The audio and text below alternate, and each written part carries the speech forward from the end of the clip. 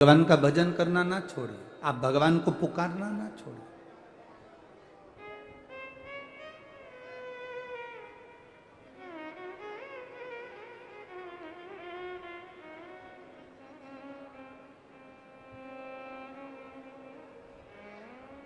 जब हम भगवान को बारंबार पुकारेंगे, जब हम भगवान को बारंबार आमंत्रण देंगे, जब हम भगवान को बारंबार पुकारने का प्रयास करेंगे, वो सुनेगा जरूर।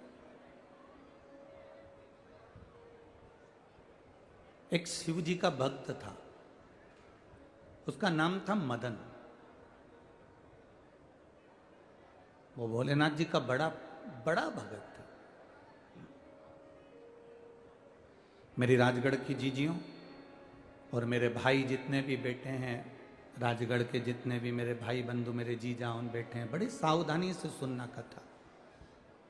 राजगढ़ को 5 दिन की कथा मिली है, आज कथा का दूसरा दिन है। 1 मिनट की भी कथा किसी के कारणवश आपकी ना छूटे, क्योंकि आप दिल से बहुत दूर दूर से कथा सुनने आए हो। तो बाबा से प्रार्थना करना कि हमारी कथा हम सुनने के लिए आए हैं, और सुना है जो दिल से सुनता है तो वो दिल से लुटा कर भेजता भी जरूर है।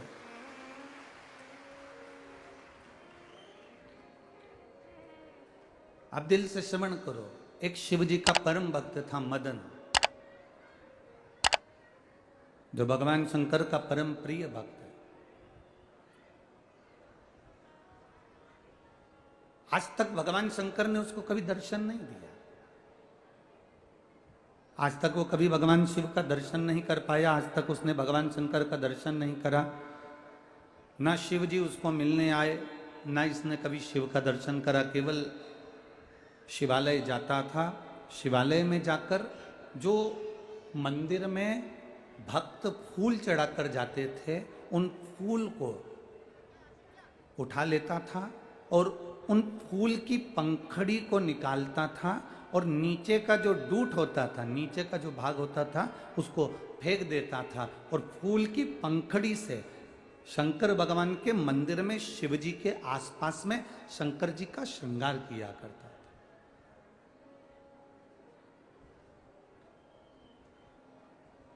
वो केवल शिव जी का श्रृंगार करना जानता था, उसके अलावा उसको कुछ आता नहीं था। बाबा देवादिदेव महादेव का श्रृंगार करना, आप में से कई माताएं होंगी, आप में से कई बेटियां होंगी, कई भाई होंगे, कई बेटे होंगे, जिन्होंने नियम बना कर रखा होगा कि शंकर जी के मंदिर में मैं जाऊंगा तो वहां पर श्रृंगार कर कर आऊंगा। आप में से कई माताएं ऐसी भी हैं कि भगवान को जल चढ़ाने जाती है तो वहां पड़े हुए फूल से शिव जी का श्रृंगार कर कर आ जाती है। आखिर क्यों?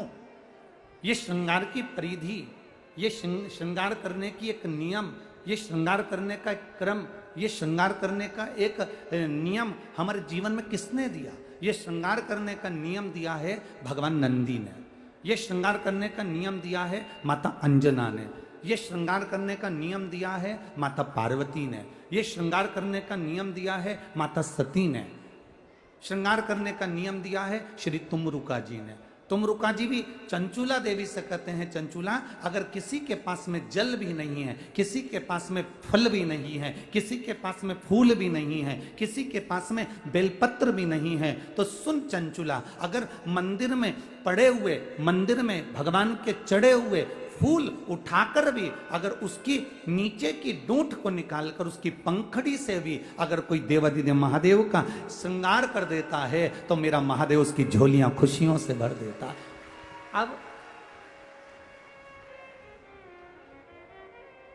अब आप लोग कहेंगे गुरुजी पंखड़ी में और फूल में क्या अंतर है? थोड़ा समझिएगा बहुत सावधानी से।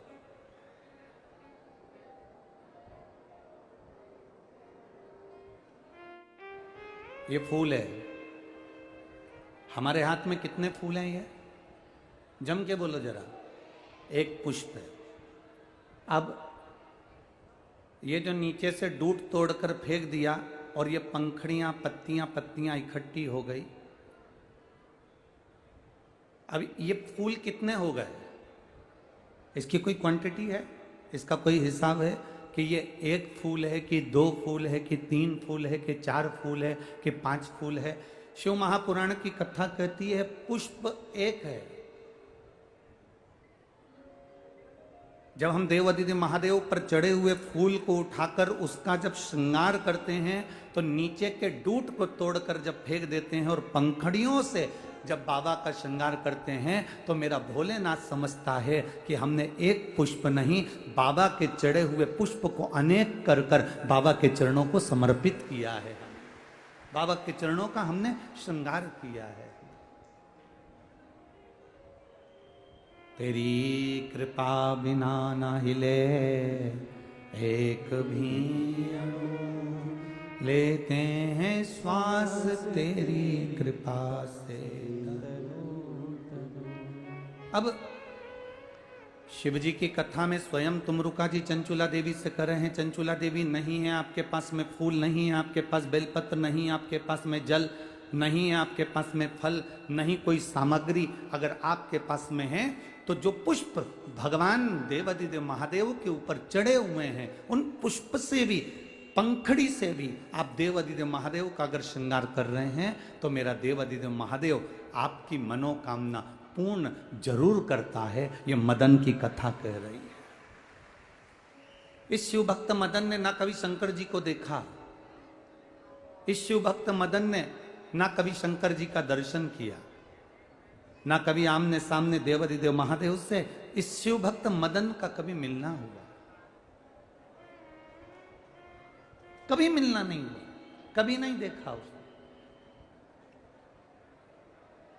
शिव कथा कह रही है, बस उसका एक काम था, भगवान देवादिदेव महादेव का भजन।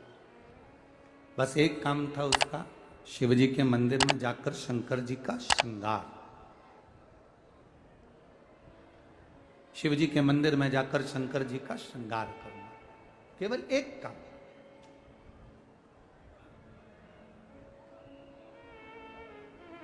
आप में से कितने लोग बैठे हैं जो शंकर जी के मंदिर में कभी भी श्रृंगार कर देते हो? हाथ उठाओ जरा। बहुत सारे हो, कभी कभी श्रृंगार कर देते हो ना? ठीक ठीक, रखो रखो, रखिए। अब उसका फल देखिए। मदन की चर्चा पूरे नगर में फैल गई, मदन की चर्चा पूरे नगर में फैल गई कि मदन शिव का भक्त है, शंकर का उपासक है, शंकर की आराधना में लगा रहता है, शंकर के गुणगान में लगा रहता है। ये पूरी दुनिया में चर्चा हो गई। जो नगर में मदन रहता है उस मदन के नगर में हर जगह पर सूचना हो गई कि मदन शिव की भक्ति करता है, शंकर की उपासना करता है, शंकर का गुणगान करता है। समय आया,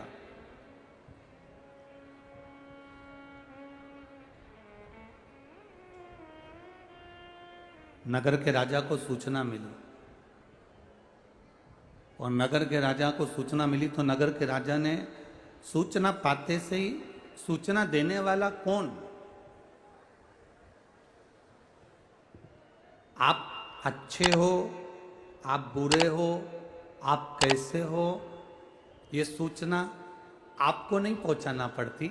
ये जितने अपने नगर के लोग रहते हैं, जितने अपने मोहल्ले के लोग रहते हैं, जितने अपने परिवार के लोग रहते हैं, ये अपने आप आपकी सूचना को जनमानस तक पहुंचा देते हैं कि आप हो कैसे, आप कैसे हो। ये सूचना जनमानस तक पहुंचाने का कार्य कर देते। कुछ कुछ लोग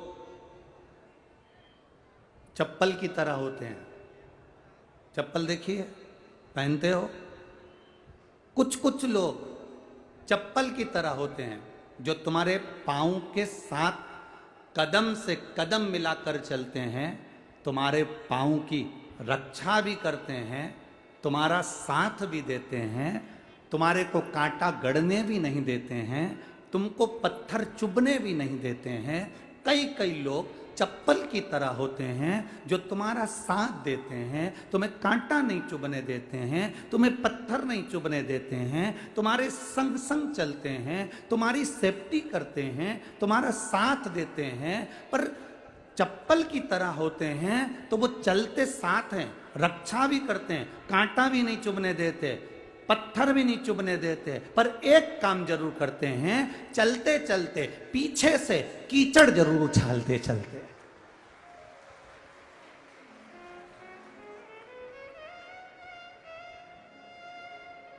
चप्पल क्या करती है? तुम्हारी सेफ्टी करती है, तुम्हें कांटा नहीं